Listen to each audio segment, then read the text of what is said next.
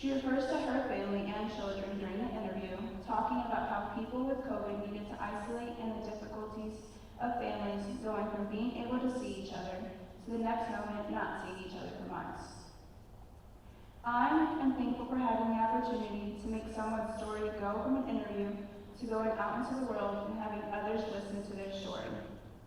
She has taught me to value my family and friends while we are still able to see and speak each other face to face. My takeaway is the influence that she had on me and my vision of looking at the outer world with a different perspective.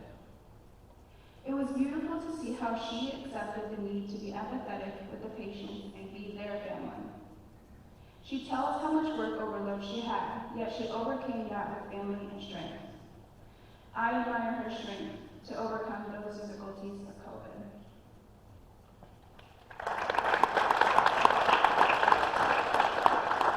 Regina Donahue, Regina from Dalian, all the way from Dalian, Ohio.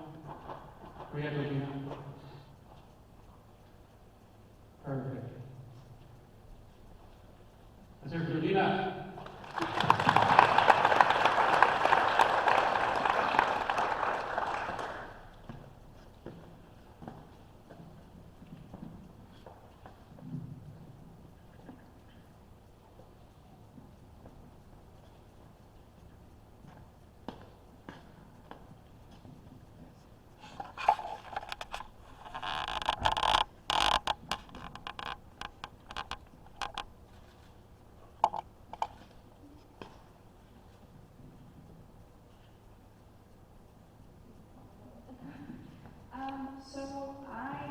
In your interview, you talk about having the pressure of everything on top of you and just, having the weight of everything.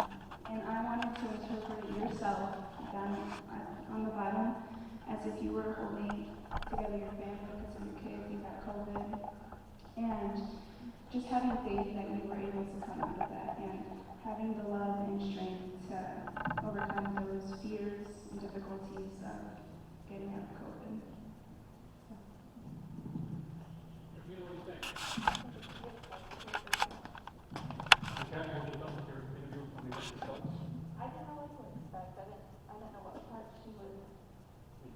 I didn't know what part would mean a lot to you this year. I think you did a great job.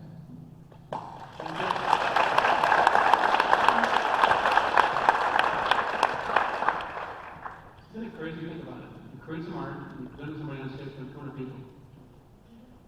I wouldn't do this. You couldn't pay me to do this. Nobody like going, oh, shit was great. Yeah, thanks. Where's the exit? Okay. Ryan, the control tower.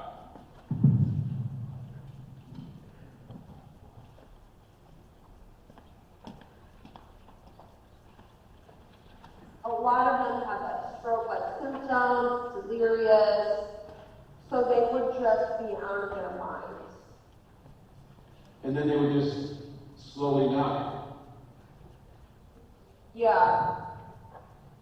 So, Or what happened in New York, what they did then was they traced them all. Not all, but a lot of them they traced. And then they were like, what do we do with all these trach patients? oh my Like, God. where do they go now? Like, we've like now saved these people.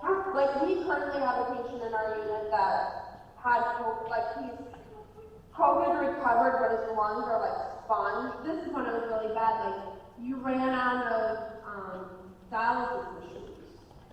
So a lot of the patients' kidneys shut down. You like kind of like you just like go into autopilot and you just like do it. Like there's no like you can't really be like that emotional. It's frustrating, I think, because it's still happening. And like a lot of my coworkers like didn't go home. Like they stayed like, in the dorms on campus and stuff for months because they didn't want to take it home to their family. Can you imagine that? She was New York City, Columbia University Hospital, cardiothoracic heart in the ICU. Can you imagine that every day? It's gonna be wild. Again, this is Mr. Jack Schultz, the artist from Mr. Megan Marinas. Jack?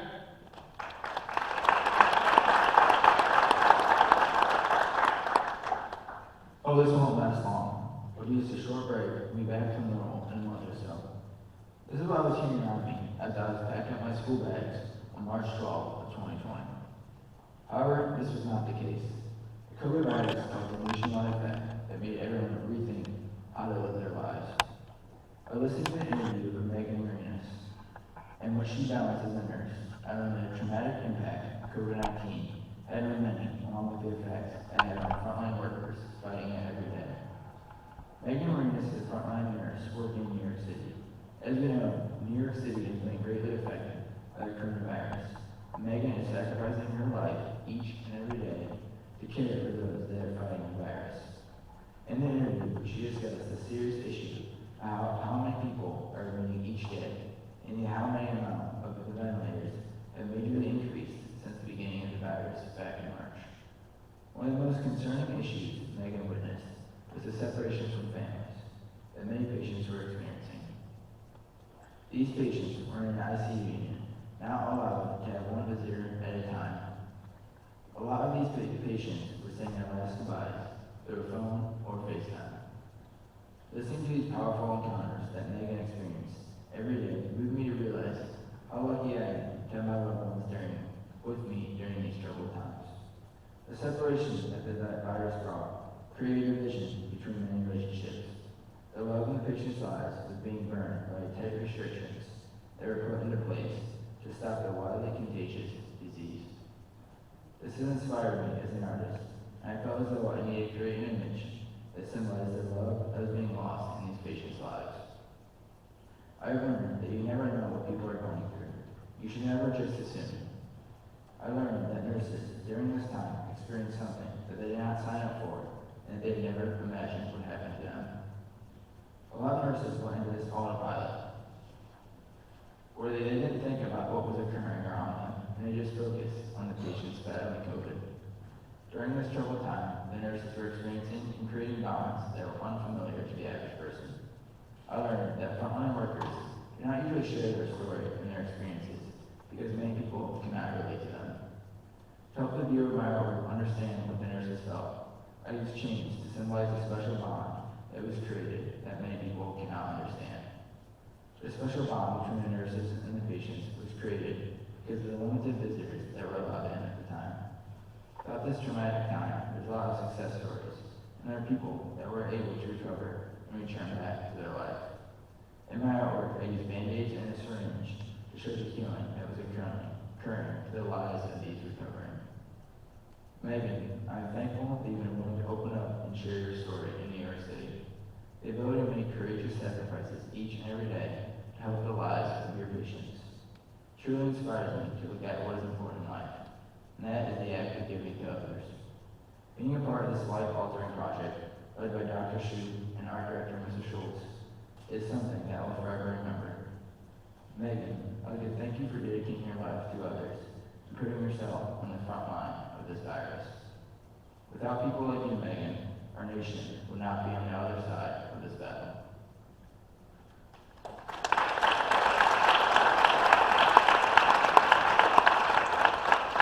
Megan is on duty right now in New York City, so we don't have Megan. We have a special guest, Mrs. Marinas, Megan's mom, who raised some pretty good kids. Come on to the stage, Mrs. Marinas.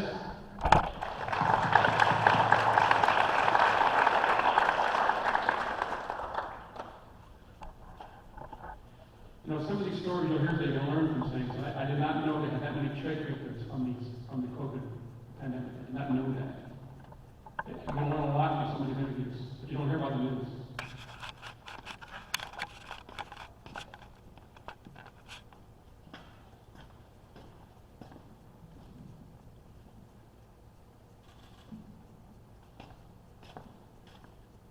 So for my main focal point, I used the heart to show the love, and I used the flames to show the love that was being lost with the restrictions, and I used chains to symbolize the special bond that was between the nurses and the patients that were in their ICU units.